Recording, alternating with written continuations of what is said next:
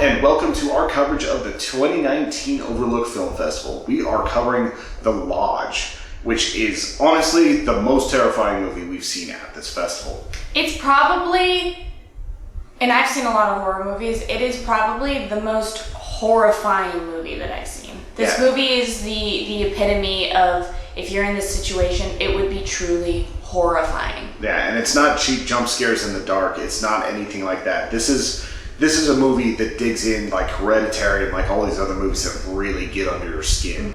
You okay? I don't want to leave you here with the kids if you're not feeling up to it. I'm feeling fine. It was my idea and it took a couple days. I can do a couple days. So we're talking about a soon-to-be stepmom who is snowed in with her fiancé's 2 children, and she's just left there with them after they've experienced a great loss. Just as things start to get a little bit better between these kids, things start going south whenever like all of a sudden there's just no power, they're just isolated. They become stranded. Yeah, they're just stranded out there, and they don't have the dad to kind of keep things together.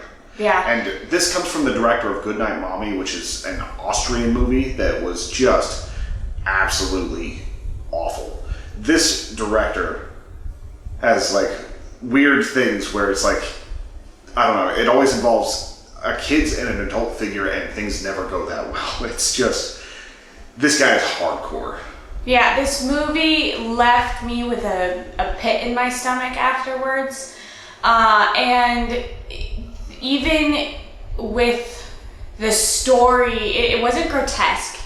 They used very pretty cinematography and a lot of meaning in mirrors and windows and all of that stuff. But the story and the acting is what propelled this forward. In the writing, it was unexpected and so ominous. Like, there's this overall feeling of dread starting pretty quickly after the movie starts that just never really went away. And I have to give applause to the sound editing for that. Yeah. The sound editing in this movie, especially in the theater we were at, like there are just moments of absolute silence that get cracked open in some of the most powerful ways I've ever seen. Mm-hmm. And I don't even know where to fully go with it, because it's just one of these movies where I want to talk to you guys so much about everything that happened, but we're keeping this spoiler free. And I have a feeling that whenever this movie actually gets its big theatrical release, people are going to be talking about this for a while. For a long time. And it's one that you really, really should see. Yeah.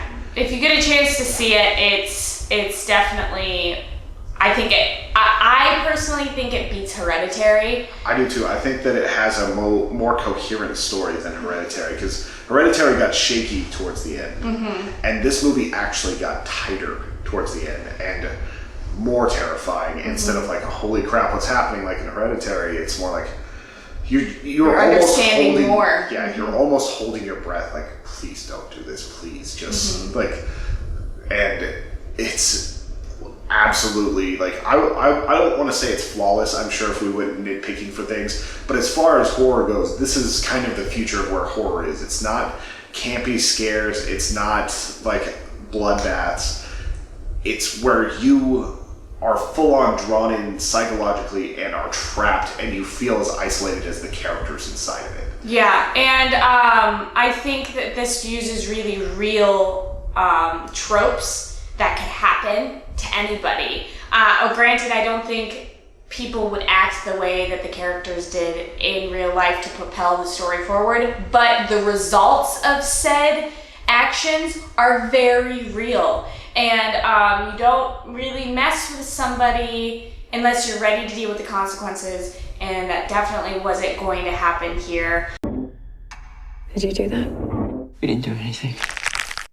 One thing that I loved about this movie was that it makes you believe reality and what's really going on, and then in an instant it will completely shift it. And you realize that everything that has been happening wasn't. They did a great job of that with dream sequences in this. You think that the character is not in a dream and she's actually doing these things, and then she'll wake up. And that was a great way to kind of keep you guessing. And then suddenly when they shifted kind of the power in the movie. You were like, well, is this one of her dream sequences? Is this like whatnot? And that was absolutely brilliant because it kept us all guessing right up until the end. Yeah, and like this is a movie where you're gonna feel like you had that cabin fever, where you every time I want to say something, there's another spoiler that could come out. We're trying to keep this focus for you guys. Just please, whenever this movie comes out, go see it. In theaters, it would be great. If we would have watched this alone at like 2 a.m. and like no, that dude. would have been like there would have been straight up like you thought you might have had nightmares last night I coming did. home from this.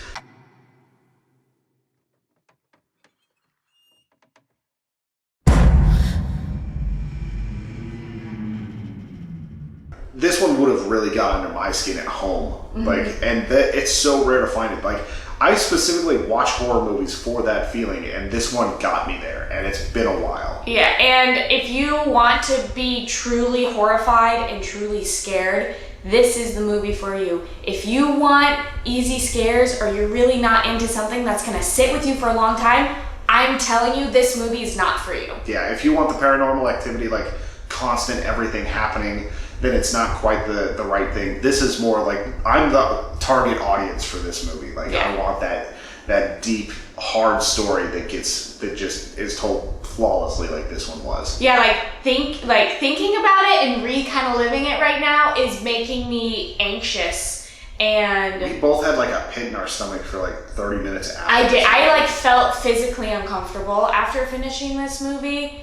And it's not because it was gory or like bloody or anything like that. It was because the situation was so up that I can't even comprehend it. I was talking to one of the writers from Bloody Disgusting last night, and she just, I asked her if she'd seen The Lodge with us, and she was like, yeah, and I'm really pissed off, and I'm really sad, and I'm really just torn, and I don't know what to think about it because it did what it wanted to do, and I don't know if I like that. Yeah. So it's like, even veteran horror people that write for those types of magazines, we're all having this sort of reaction. It's not just us. Yeah. And this was like technically like the closing film of the festival. Like this is still going on today, but this is how they decided to finish out their festival, and I think they picked the right one for that final note. Was this a premiere of it? It was a U.S. premiere, I want to say.